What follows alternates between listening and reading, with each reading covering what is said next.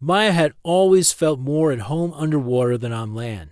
As a marine biologist, she spent most of her days studying the mysteries hidden beneath the ocean's surface. Today was supposed to be just another routine dive in the deep waters off the Pacific coast, but something felt different from the moment she slipped into her wetsuit. The water was unusually calm, almost mirror-like as she prepared her equipment on the research boat. Her diving partner had called in sick that morning, leaving Maya to conduct the research alone. She should have postponed the dive, but the weather forecast showed storms coming for the next week. If she wanted to collect samples from the deep coral formations, today was her only chance. As Maya descended into the blue depths, her breathing steady through the regulator, she marveled at how peaceful everything felt down here. Schools of silverfish moved like liquid metal around her, and rays of sunlight filtered down through the water, creating dancing patterns on the ocean floor below. She had been studying bioluminescent organisms for 3 years now, but the beauty of this underwater world never stopped amazing her. At about 60 feet down, Maya noticed something strange. The water around her seemed to be glowing with a soft, pulsing light that didn't match any of the creatures she knew lived in these waters. She checked her equipment, thinking maybe there was a problem with her mask or lights. But everything looked normal. The glow was definitely coming from somewhere else. Following the light source, Maya swam deeper than she had originally planned. The glow grew stronger as she moved toward a cluster of coral formations she had never seen before. These corals were different from anything in her textbooks. They seemed to pulse with their own internal light, creating patterns that almost looked like they were communicating with each other. As she got closer to document this incredible discovery, Maya saw movement in the shadows between the coral. At first, she thought it might be a large fish or maybe a seal. But as the figure moved into the light, Maya's heart nearly stopped. It was a person, but not quite human. The figure moved through the water with impossible grace, not needing any breathing equipment. As it came closer, Maya could see that it was a young woman with long, flowing hair that seemed to move independently of the water currents. Her skin had the same soft glow as the coral around them, and her eyes held a depth that seemed ancient beyond her years.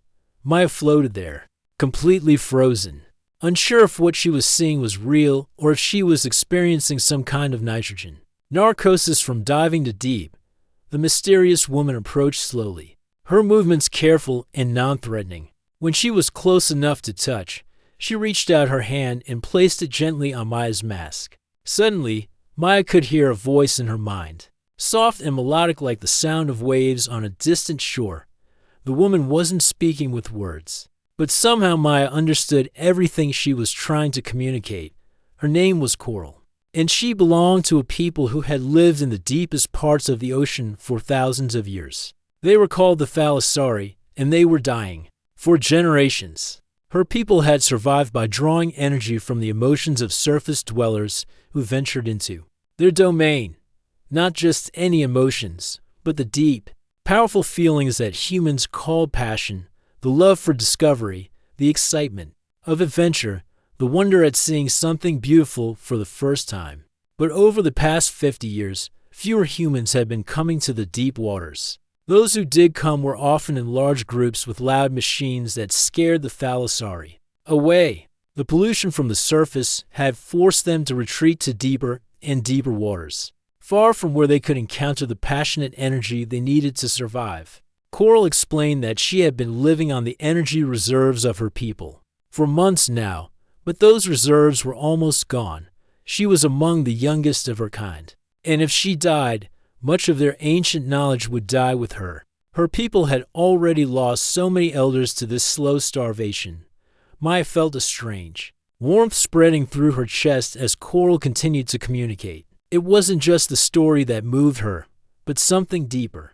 She could feel Coral drawing something from her, not taking it forcefully, but accepting what Maya was naturally giving. It was her wonder at this incredible discovery, her excitement at meeting another intelligent species, her deep love for the ocean and all its mysteries. As this connection grew stronger, Maya began to understand more about Coral's world. She saw flashes of incredible underwater cities built into deep ocean trenches, communities of thalassari working together to maintain the balance of marine life, and ancient ceremonies where they celebrated the interconnectedness of all ocean creatures.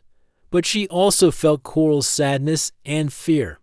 The thalassari cities were becoming empty. The youngest generation was reaching an age where they should be starting families of their own, but without the passionate energy they needed. No, new children had been born in over 2 centuries.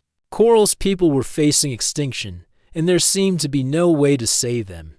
Maya realized that her air supply was getting low, but she didn't want to leave. This was the most important discovery in the history of marine biology, but more than that, she felt a personal connection to Coral that she had never experienced with another human being. There was something pure and honest about their communication that made her usual surface world feel fake and shallow by comparison. As Maya prepared to return to the surface, Coral communicated one final message. She would wait here among the coral formations every day at this same time, hoping that Maya would return. But she also warned that each day she waited would cost her precious energy. And if Maya decided not to come back, Coral would understand. She had no right to ask a surface dweller to risk everything for a dying species. Swimming back toward the surface, Maya's mind raced with questions and possibilities. How could she explain this to her research colleagues? Who would believe her? And more importantly, what could one human possibly do to save an entire species from extinction? As she broke through the surface and climbed back onto her research boat, Maya looked down at the calm water and knew that her life had just changed forever. Tomorrow, she would have to decide whether to return to her normal routine of collecting samples and writing reports, or dive back down to meet Coral again and somehow try to help save the thalassari. The sun was setting on the horizon, painting the sky in brilliant oranges and purples. Maya sat on the edge of her boat, still wearing her wetsuit, watching the last light fade from the sky. Somewhere far below, Coral was waiting in the darkness, surrounded by the fading glow of her people's ancient coral cities. Maya had always thought her purpose was to study marine life, but now she wondered if she was meant for something much bigger. The question was whether she had the courage to find out what that might be. Maya barely slept that night. Every time she closed her eyes, she saw Coral's glowing face and felt the strange warmth that had passed between them. In the depths of the ocean, part of her wondered if the whole encounter had been some kind of hallucination brought on by diving alone. But deep down, she knew it had been real. The next morning, Maya called in sick to work. She couldn't concentrate on her regular research when something so extraordinary was waiting for her beneath the waves. Her supervisor wasn't happy about the last-minute absence, but Maya didn't care. She had to go back. This time, she prepared more carefully. She packed extra air tanks, underwater lights, and her waterproof camera, though she wasn't sure if photographing Coral would even be possible. As she suited up on her research boat, Maya's hands were shaking with a mixture of excitement and nervousness. The dive down felt longer today, probably because Maya was so eager to reach the coral formations where she had met Coral yesterday. When she finally arrived at the spot, her heart sank. The area looked empty, just regular coral and fish swimming around like any other part of the ocean. Maya waited, floating in the water and checking her watch every few minutes. Maybe Coral had given up on her. Maybe yesterday really had been just a dream. Just as she was about to give up and head back to the surface, she saw that familiar soft glow approaching from the deeper waters. Coral appeared from behind a large coral formation, moving with that same incredible grace Maya remembered. But something was different today. Coral looked weaker, her glow less bright than before. When she reached Maya, her touch felt cold, and the mental connection between them seemed harder to maintain. Through their strange form of communication, Coral explained that waiting for Maya yesterday had used up much of her remaining energy. She was grateful that Maya had returned, but she wasn't sure how many more days she could manage to make the journey from her deep water home to this meeting place. Maya felt a surge of guilt and determination. She tried to project her feelings toward Coral the way she had done yesterday, sharing her excitement about marine biology. her wonder at discovering the thalassari, and her genuine desire to help. As these emotions flowed between them, Maya watched Coral's glow grow brighter and stronger. But something unexpected happened as their connection deepened. Maya began to see flashes of Coral's memories and experiences. She saw the thalassari, cities as they had been in their prime, with thousands of glowing beings moving through elaborate structures built into underwater canyons. She felt the joy of Coral's childhood, playing with other young thalassari in gardens of singing kelp. That responded to their emotions. More disturbing were the recent memories. Maya experienced Coral's grief as she watched elder after elder fade away from lack of energy. She felt the loneliness of being one of the few young thalassari left, with no one her own age to share experiences with, the weight of carrying her. People's history and culture fell on Maya's shoulders like a heavy blanket. But the connection worked both ways. Coral was experiencing Maya's human world too. She felt Maya's frustration with colleagues who dismissed her research ideas simply because she was young and relatively new to the field. She experienced Maya's loneliness in her small apartment, eating dinner alone while watching documentaries about ocean life. She even felt Maya's childhood memories of swimming in a lake with her grandmother, the first person who had encouraged her love of water. This sharing of experiences created a bond between them that went far deeper than Maya had expected. It wasn't just about giving Coral energy to survive. They were truly understanding each other in a way that Maya had never experienced. With another human being as the days passed, Maya found herself making excuses to leave work early or take long lunch breaks so she could dive down to meet Coral. Each encounter left her feeling emotionally drained, but also somehow more complete than she had ever felt before. The connection was changing Maya in unexpected ways. She found that she could hold her breath longer underwater, and her night vision seemed to be improving. Sometimes, when she was alone in her apartment, she could swear she felt Coral's presence, even though they were miles apart. But Maya's colleague, Dr. Rivera, was starting to notice her strange behavior. Rivera had been working with Maya for 2 years and had always known her to be dedicated and punctual. Now Maya was showing up late, leaving early, and her recent research reports contained observations that seemed impossible to make from their usual surface-based studies. Maya knew she was taking risks, but she couldn't help herself. Each day, Coral shared more of her world with Maya. She learned about thalassari healing techniques that use the ocean's natural currents to mend injuries. She discovered how they communicated across vast distances through whale songs and dolphin calls. She even experienced their method of navigation, which relied on sensing the magnetic fields generated by underwater mountain ranges. One afternoon, Dr. Rivera cornered Maya in the lab. "Where are you getting this information?" he demanded, pointing to Maya's latest report about deep-sea communication patterns. "These observations would require equipment we don't have and diving depths that are impossible with our current setup." Maya tried to deflect his questions, but Rivera was too smart and had known her too long. "Maya, I'm worried about you. You've been acting strange for weeks now. Are you in some kind of trouble?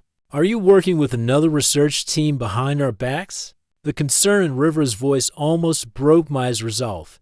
He had been a mentor to her, and she hated lying to him. But how could she possibly explain about Coral and the thalassari? Rivera was a practical scientist who believed only in what could be measured and documented. He would never believe her story, and even if he did, what would happen to Coral if word got out about her people's existence? That evening, as Maya prepared for another dive to meet Coral, she realized she was facing an impossible situation. Her connection with Coral was growing stronger every day, but it was also pulling her away from her human life. Her work was suffering. Her relationships were strained, and she was constantly exhausted from the emotional energy she was sharing. But when she dove down and saw Coral waiting for her among the glowing coral formations, Maya knew she couldn't give up this connection. Coral's people were depending on her, and more than that, Maya had found something with Coral that she had never found with any human being. As they connected that day, Coral shared a troubling piece of information. She wasn't the only thalassari who was dying. Her father and several other members of her community were in even worse condition than she was. They had sent Coral to find a human connection because she was young and strong enough to make the journey to the surface waters, but they were all running out of time. Maya felt the weight of this responsibility settling on her shoulders. It wasn't just about saving one extraordinary being anymore. An entire species was counting on her, and she was just one human with limited energy to give. Looking up toward the distant surface, Maya wondered if she was strong enough for what lay ahead, and whether her human life would still be waiting for her if she chose to dive deeper into Coral's world. Maya knew she couldn't keep lying to Dr. Rivera much longer. He had been her mentor since she started working at the Marine Research Center, and the guilt of deceiving him was eating away at her. More importantly, she was beginning to realize that she might need his help if she had any chance of saving Coral's people. The decision came to her during another underwater meeting with Coral. As their minds connected, Maya felt something she had never experienced before: pure desperation. Coral's father, Elder Nerian, was dying. He was the last keeper of their ancient knowledge, the one who remembered the old ways of living in harmony with the ocean currents. If he died, centuries of wisdom would be lost forever. Through their connection, Maya could feel Coral's panic. Her people had always been careful to only take small amounts of energy from surface dwellers, just enough to survive without harming anyone. But now they were so desperate that some of the younger thalassari were suggesting they should take more, even if it meant hurting humans. Coral was fighting against this idea, but she was running out of arguments when her own people were starving. When Maya surfaced from that dive, she made her decision. She had to tell Rivera the truth, no matter how crazy it sounded. The next day, Maya asked Rivera to meet her after work. They sat in his office as the sun set outside the window, and Maya took a deep breath before beginning her story. She told him everything about meeting Coral, about the thalassari, about the energy connection and the dying underwater civilization. Rivera listened without interrupting, but Maya could see the concern growing in his eyes. When she finished, he was quiet for a long moment before speaking. "Maya, I think you need help," he said gently. "The pressure of this job, the isolation, maybe some kind of nitrogen narcosis from diving alone. These hallucinations can seem very real, but they're not actually happening." Maya had expected this reaction, but it still hurt to hear her mentor dismiss her experience so easily. "I know how it sounds," she said, "but I can prove it to you. Come with me on a dive tomorrow. You can see Coral for yourself." Rivera shook his head. "Maya, I'm not going to enable this fantasy. You need to see a doctor. Maybe take some time off work." But Maya wasn't giving up. "Just one dive," she pleaded. "If you don't see anything unusual, I'll agree to get help. But if I'm right, if there really is another species down there that needs our help, wouldn't you want to know?" Something in Maya's voice must have convinced him, because after another long pause, Rivera nodded. "One dive," he agreed. "But we're going together, with proper safety protocols, and if I don't see anything extraordinary, you're taking a leave of absence." The next morning, Maya and Rivera prepared their equipment together. Maya felt nervous in a way she never had before. What if Coral didn't appear? What if she couldn't make Rivera understand their form of communication? What if seeing a human stranger frightened Coral away? As they descended toward the coral formations, Maya tried to project calming thoughts, hoping Coral would sense her approach and understand that Rivera wasn't a threat. When they reached the meeting spot, Maya's heart sank. The area looked empty, just like it had on that second day when she thought Coral might not return. Rivera gestured toward his watch, indicating they should start heading back up. Maya felt desperate. She closed her eyes and tried to reach out with her mind, calling to Coral the way she had learned to do over the past weeks. Then she felt it, that familiar warmth, that sense of another consciousness reaching back toward hers. Coral emerged from the deeper waters, but she moved more slowly than usual. Maya could see immediately that her condition had gotten worse. Rivera's eyes went wide behind his diving mask. Maya watched as he tried to process what he was seeing. a being that looked almost human, but moved through the water without any breathing equipment. Her skin glowing with its own soft light, Coral approached them cautiously. Maya could feel her uncertainty about Rivera's presence, but also her desperate need for the energy connection they shared. Coral reached out and touched Maya's hand, and immediately that familiar mental link opened between them.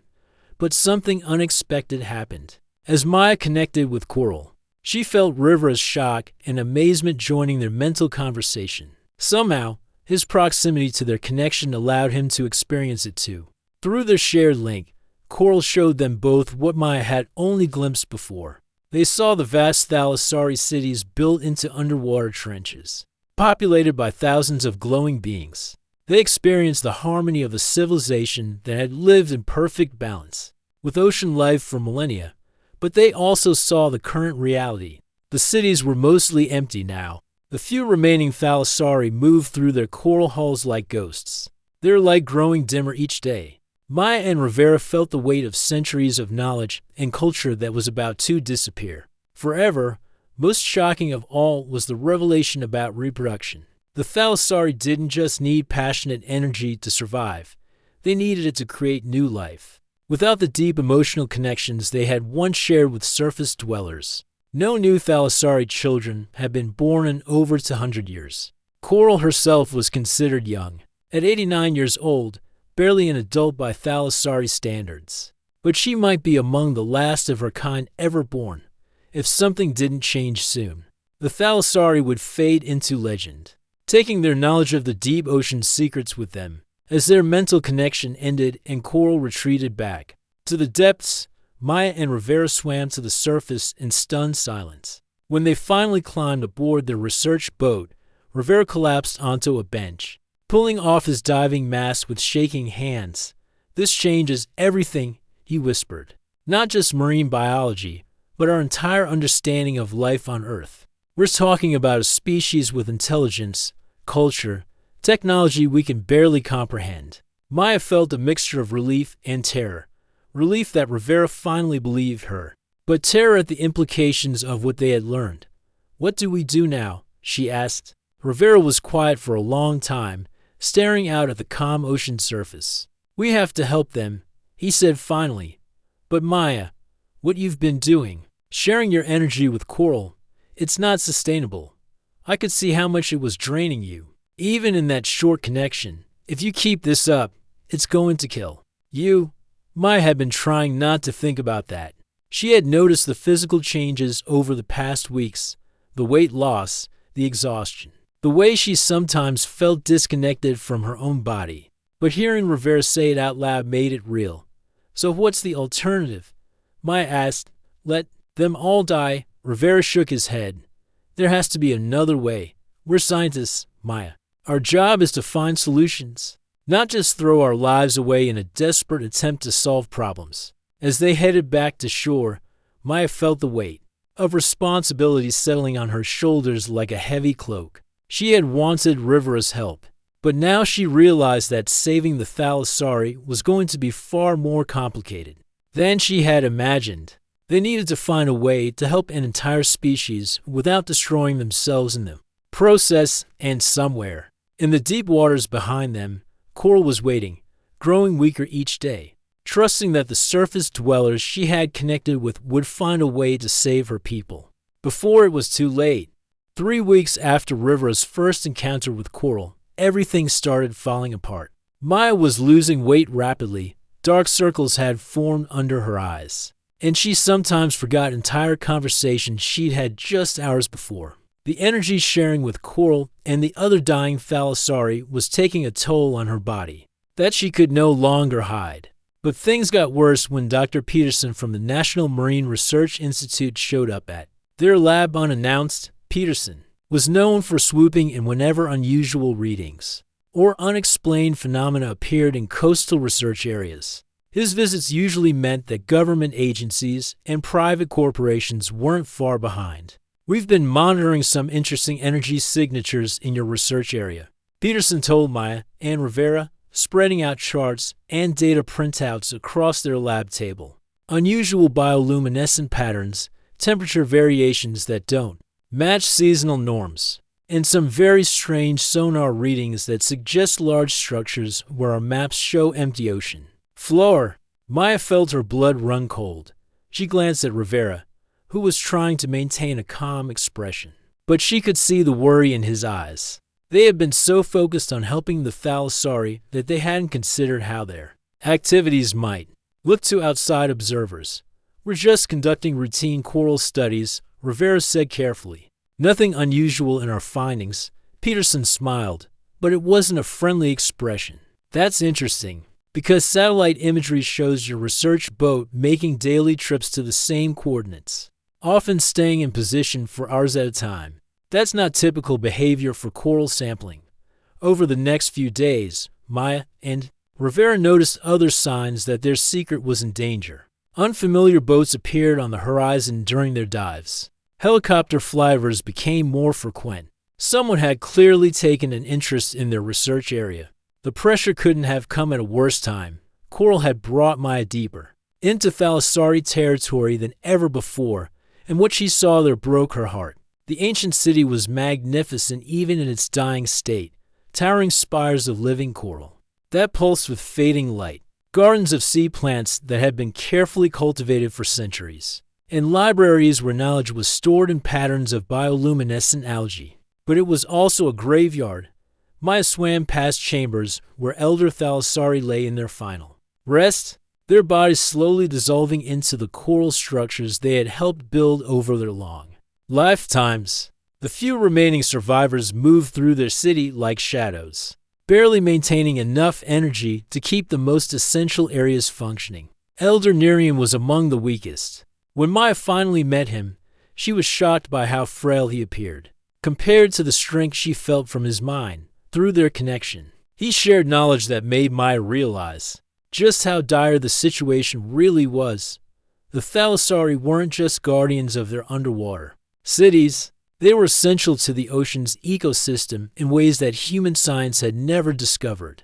They helped maintain the balance of deep-sea currents, guided whale migrations along ancient routes, and even influenced the breeding patterns of fish, species that humans depended on for food. If the Thalassari died out completely, the effects would ripple through the entire ocean system. Climate patterns could shift unpredictably. Fish populations might collapse. The delicate balance that had maintained ocean health for thousands of years would be lost forever.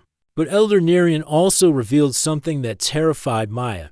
He had been studying the energy connections between humans and Thalassari throughout his long life, and he knew exactly what the intensive sharing was doing to her body. Your life force is transferring to us, he explained through their mental link. With each connection, you give us more of yourself.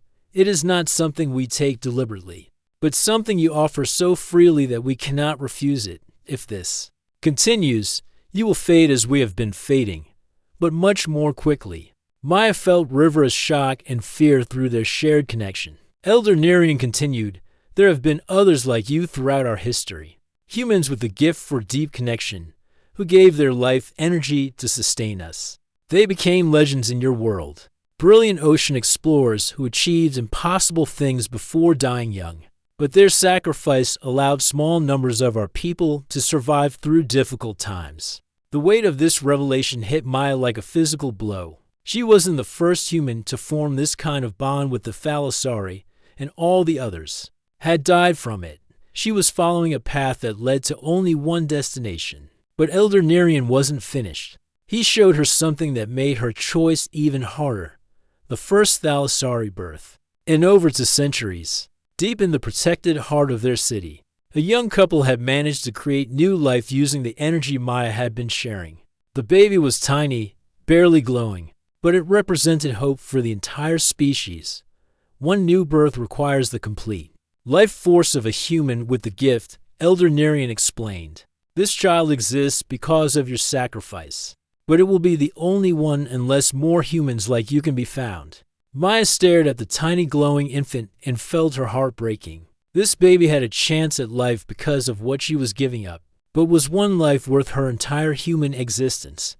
And what about her relationship with Rivera, which had been growing stronger as they worked together to help the Thalassari?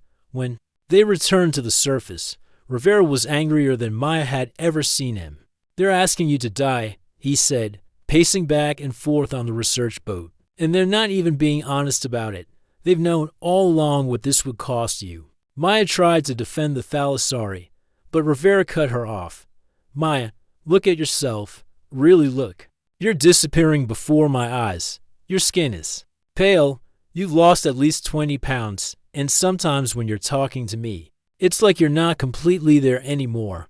She knew he was right, but she also knew something he didn't. Through her connection with the thalassari, Maya had experienced a sense of purpose and belonging that she had never felt in her human life. The loneliness that had defined her existence for years had disappeared. She felt needed, important, part of something bigger than herself. That night, alone in her apartment, Maya stood in front of her bathroom mirror and barely recognized the person staring back at her. Her cheekbones were sharp beneath her pale skin, and her eyes had taken on an almost otherworldly quality. She was becoming something between human and thalassari, and she wasn't sure which world she belonged to anymore. The next morning brought news that forced Maya's hand. Peterson had returned with a full research team and government backing. They were planning to begin deep water excavations in the thalassari territory within days.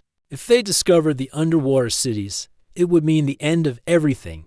Maya realized she was facing an impossible choice.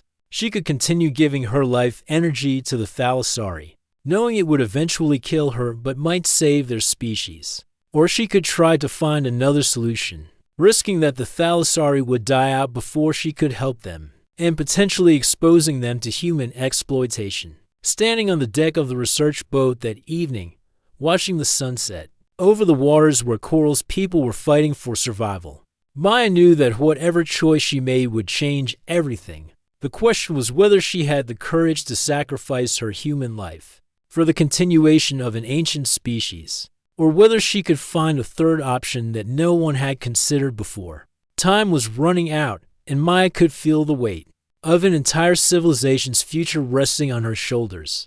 Maya spent the entire night staring at the ceiling of her apartment, weighing her impossible choice. By morning, she had made a decision that surprised even herself. She wasn't going to sacrifice her life, and she wasn't going to let the thalassari die either. Instead, she was going to try something that had never been attempted before. The idea had come to her while remembering Elder Nerian's words about humans throughout history, who had formed connections with the thalassari. What if the problem wasn't that humans couldn't help? What if the problem was that only one human at a time had ever tried? Maya called Rivera early that morning. "I need you to trust me," she said, "and I need you to help me contact every marine researcher, ocean photographer, and deep-sea explorer you know who might be willing to take a risk for something extraordinary." Rivera was skeptical, but after seeing what Maya had already accomplished, he agreed to help. They spent the day making calls, sending emails, and reaching out to their network of ocean enthusiasts. Maya was careful about how she described what they needed. She talked about a unique research opportunity, a chance to be part of something that could change marine science forever. To Maya's surprise, 12 people agreed to meet them at a secluded harbor that weekend.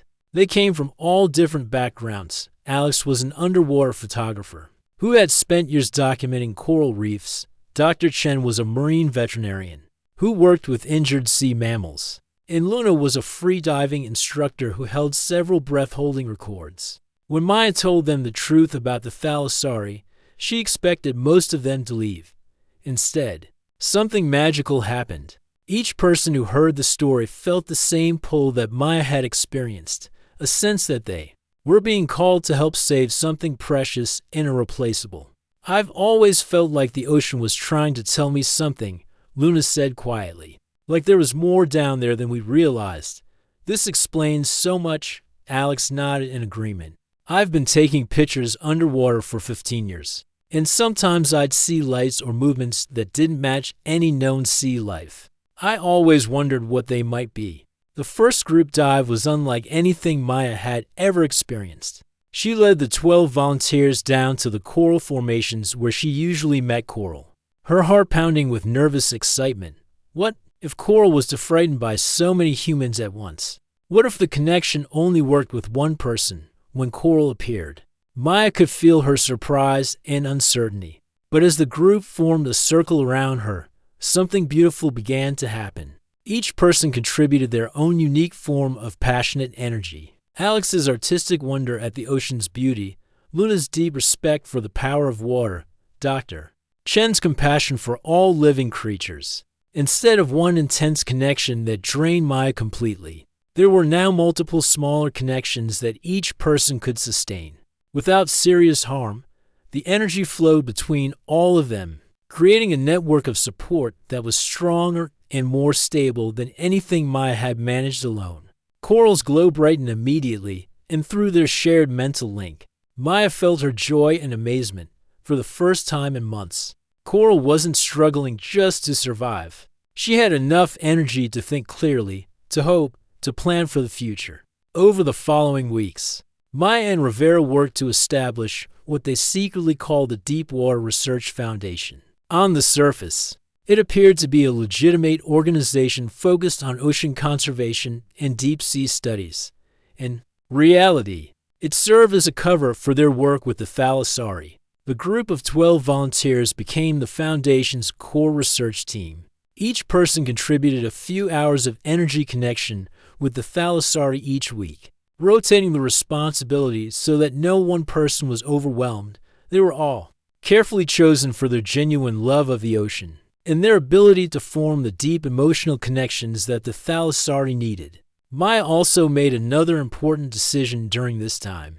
Her feelings for Rivera had grown stronger as they worked together to save the Thalassari, and she realized that she didn't want to sacrifice the possibility of human love for her mission. Rivera felt the same way, and their relationship became another source of the passionate energy that the Thalassari needed. To survive, the network approach was working better than Maya had dared to hope. Within 2 months, Elder Nerian had recovered enough strength to begin teaching some of the younger Thalassari the ancient knowledge that had been in danger of being lost.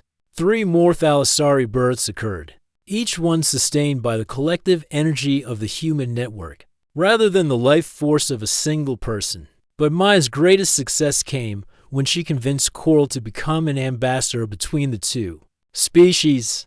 Coral was young and adaptable, and with the energy support of the human network, she was strong enough to spend extended time in the shallower waters where communication was easier. Working with Maya, Coral learned to interact with different types of humans, understanding their various motivations and fears. She became skilled at identifying people who might have the emotional depth and ocean connection needed to join their network. Some were professional marine researchers, but others were simply people who felt called to the sea, surfers, fishermen, even artists who drew inspiration from ocean themes. The network grew slowly but steadily.